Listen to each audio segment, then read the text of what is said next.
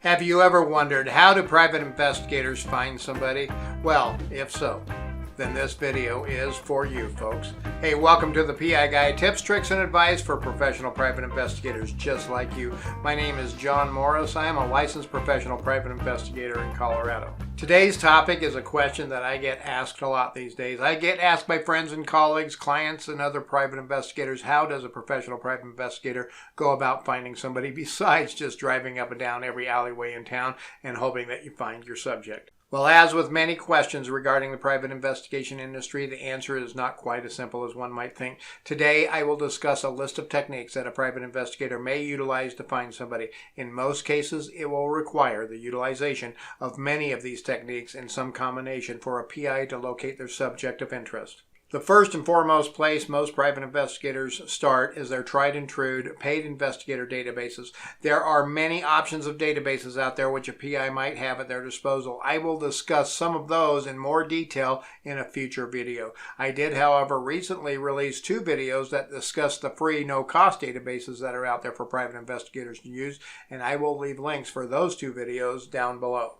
The professional investigator databases that are out there that are available to professional PIs compile a ton of information such as public records, phone information, past phone data, utility records, potential addresses, past addresses, social media accounts, email accounts, business information, relative information, and known associates, and the list goes on and on. Another great resource for locating an individual is social media accounts. Many times a PI can identify what town the subject lives in or near, as well as possible employers on social media pages. Friends and relatives are also easily identified many times on social media pages too, which can help lead the PI in the right direction. Now there are a lot, and I mean a lot, of social media platforms out there. Twitter, Facebook, LinkedIn, they're just a few of the more popular ones. Here are some others you may or may not be familiar with: Reddit, Blogger, Tumblr, Foursquare, YouTube, WordPress, Vimeo, Scribd, PhotoBucket, Flickr, Pinterest, and there's even more out there. I may be doing a future video just on social media platforms and what information can be gathered from each one. If you would like to see that, go down in the comments and let me know. And while you're down there, hey, hit that thumbs up and that subscribe button to show your support for the PI Guy channel. That really helps the channel out a lot. Motor vehicle records can help you locate your subject as well. Many of those investigative databases may have some current information in them regarding motor vehicle registration information, but I always check with the DMV if I am in doubt. I have found some instances where my databases don't get new information for a few weeks or even months, and by checking directly with DMV, I was able to get a new address quickly. You will have to check with your state's Department of Motor Vehicles as to the process of how you go about gaining that data. Once you have some motor vehicle information, such as license plate, you can go back to your paid databases.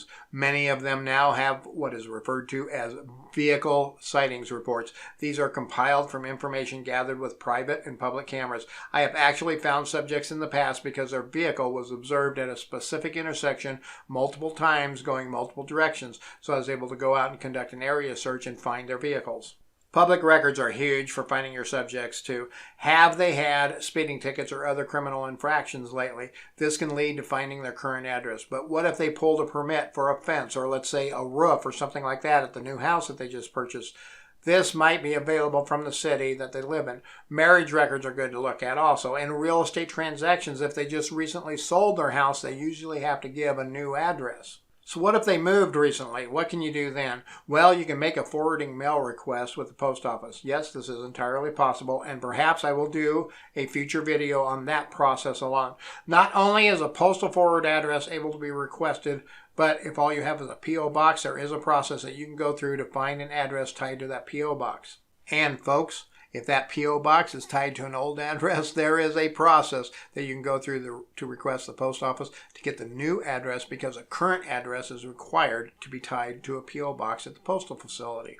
Okay, really quick, do me a huge favor. I know, I ask this a lot, but it really does help the channel out a lot.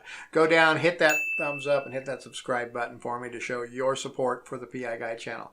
Make sure you check local and state news articles for potential information. Most newspapers and news channels can be searched online, and if you search on the search engines with the subject's name and variants of their name in quotes, many times you can find news articles with their name. It may be something like a relative's obituary or marriage information, which can help associate them with relatives and friends. Google is always a good place to start, as well all of the other top search engines.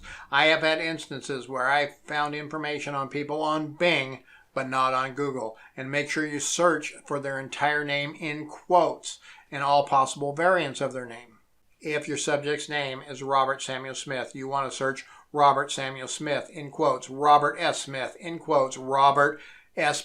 Smith, Robert Smith, Smith Robert, and so forth and so on. If you have spouses' names or children's names, do the same with those names. Many times, spouses and children are not hiding nearly as much as your subject is. Sometimes a FOIA, Freedom of Information Act request, can be made if they've had past military or other government records. If they were currently getting VA benefits, they'll have an address tied to them on their record. Okay, don't forget to check local jails, city, county, and state. Is your subject incarcerated or were they arrested recently? I have had this happen many times for people that I was trying to locate to serve papers to. Once I found that they were in the county jail, you know what? It was a lot easier for me to get them served.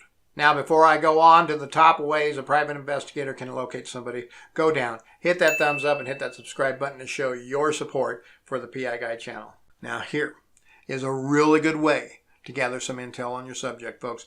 Go to their most recent address or maybe their past 3 addresses and do a neighborhood canvass and ask old neighbors if they've seen them lately.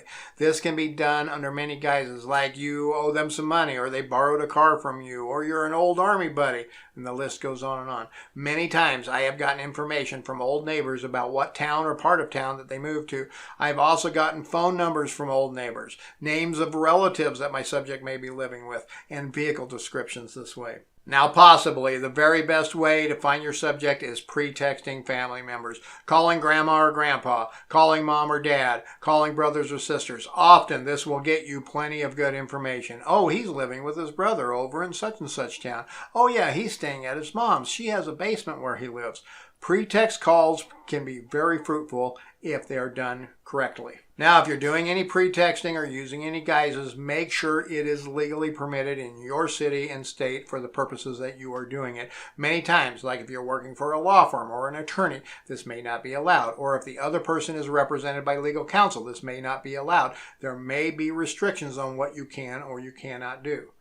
As you can see, there is no magic bullet, no one simple way for a professional private investigator to find somebody.